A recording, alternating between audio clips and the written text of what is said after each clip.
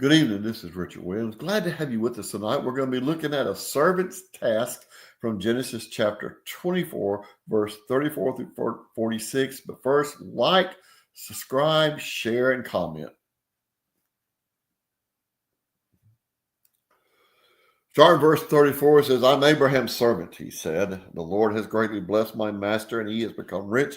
He has given him flocks and herds, silver and gold, male and female slaves, camels and donkeys. Sarah, my master's wife, bore a son to my master in her old age, and he has given him everything he owns. My master put me under an oath.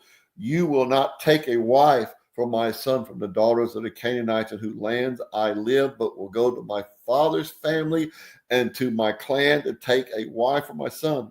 But I said to my master, suppose the woman will not come back with me.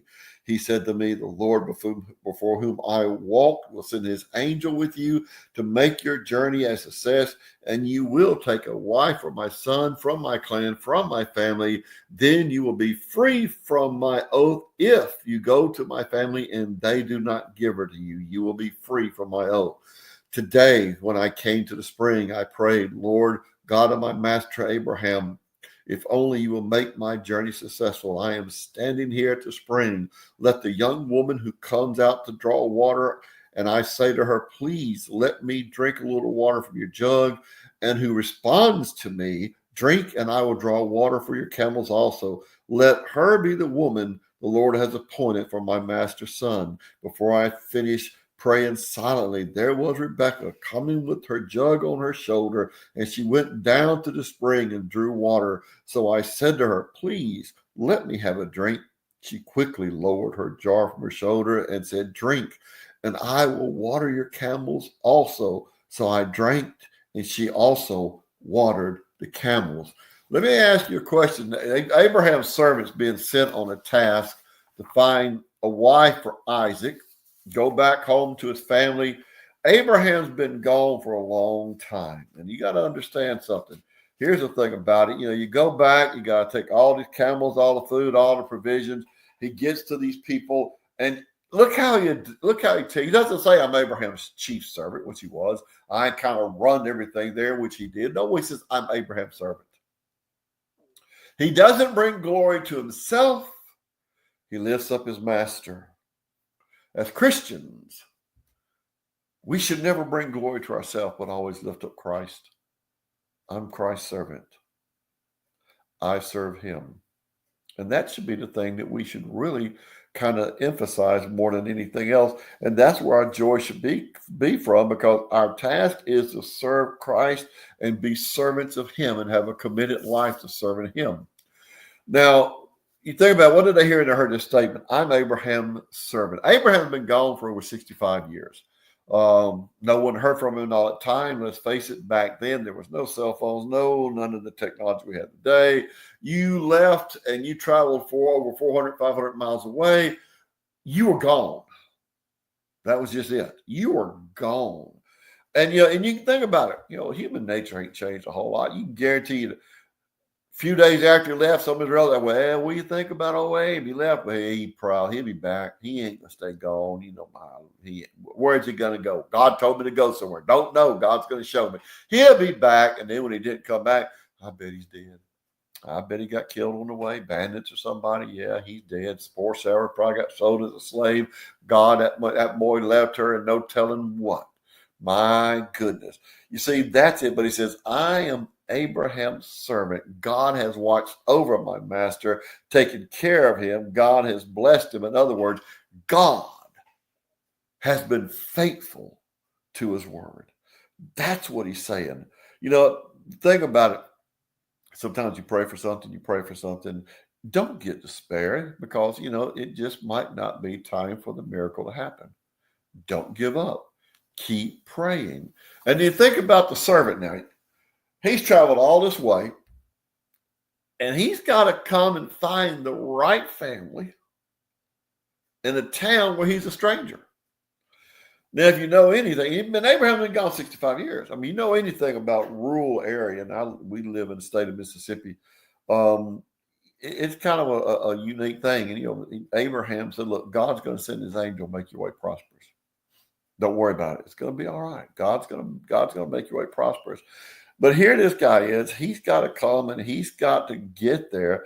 And it's an impossible mission because when you think about it, you got to go find not only the right family, the right girl. Have you ever thought about that? You got to find the right girl. Now you go to the door and you start knocking on the doors. I'm looking for so and so. You go out in the country anywhere and you start knocking on the door. I'm looking for so and so. No one's going to tell you anything. I mean, they're well, I don't know if I know them or not. I know back in 1999, it was a long time ago. I had driven up my dad and my stepmother when they were still living, came to Mississippi to visit her niece, and they lived south of a church south of Pelahatchie, Mississippi. And my wife was teaching in school in Meridian. So I drove over to visit them. And on my way back, these people had a little bitty single wide trailer and they backed it and the back wheels fell off into the ditch. And that trailer just sat down on the road. I mean, it was stuck. And I didn't know. I mean, I had like 45 minutes to get home. And it was going to take me every bit of that hurrying to get there. And I'm thinking, I don't know how to get there. I mean, how do I get around this? There was a road just right back of me, and I didn't know. I thought, well, I don't know where it's going to lead me to. Well, about this time, this old gentleman walks out, and he's brick home, nice brick home, and he's white-headed. And he said, that's stuck. I said, yeah, it is. I need to get home. He looked. He said, well, I don't think you're going anytime soon, son. And so I said, if I take that road, can I get to the interstate from that? He said, I don't know, probably not. I thought about it for a minute. I said, Clyde Knight? He said, yeah, Clyde Knight's my cousin. I said, I'm his son-in-law. He said, boy, you take that road right there. First stop sign, take a right. It's going to take you right to the interstate. He didn't know me. So he wasn't going to tell me anything until he found out that there was a connection there. And you can imagine this servant got there realizing human nature. He said, God, the women are fixing to come out to draw. The young women, the virgins are going to come out to draw water. Here's what I need you to do, Lord. He's praying silently in his heart. He said, when I asked one that could give me a drink of water, let her not only give me a drink of water, but be willing to water my 10 camels. 10 camels can drink a lot of water. Rebecca, the right family, the right girl came out there. And when he said, give me a drink, she said, I'll give you a drink and I'll water your camels. Now understand something. There's something, he was looking for a girl that would be kind, hospitable, friendly, not afraid to work, but also she had a faith because she could hear the call of God.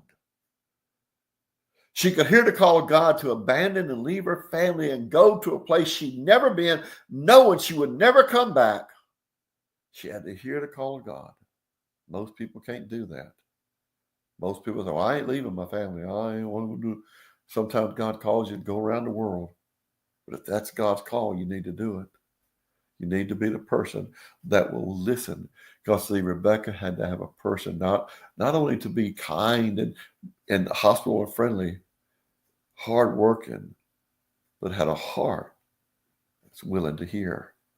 A young executive was driving down the road in his new Jaguar. He was proud of that thing. I mean, this city street, he wasn't going too fast. He was kind of boogieing down there, but watching out for kids so wouldn't nobody dart out in front of him. Going down the cars on both sides, all of a sudden, boom, the side. Somebody threw a brick and hit the side of his car. He slammed on the brakes, backed it up, jumped out, grabbed this kid, pushed him up against the car and said, boy, what's wrong with you? Do you know what you've done? It's going to cost me a fortune to fix that. The kid's crying, tears running down his face, off his chin. He said, I'm sorry, mister, I'm sorry, but I couldn't get anyone to stop. He said, my older brother fell out of his wheelchair. His wheelchair backed off on the curb and he fell out. And he said, and he's too heavy. I can't pick him up. I need someone to help me. Would you help me, please? The man looked around the car and there was, sure enough, with the wheelchair turned over and this kid laying on the curb, part on the curb and part on the side of the road. He went down there, picked the boy up, put him back in his chair, took his handkerchief, brushed off the scuffs and scrubs on him. And he stood there as that younger boy was pushing his older brother home. He slowly walked back to his car and got in. And he never fixed the dent in the door. because he reminded him, don't be in such a hurry that it takes a brick to get your attention.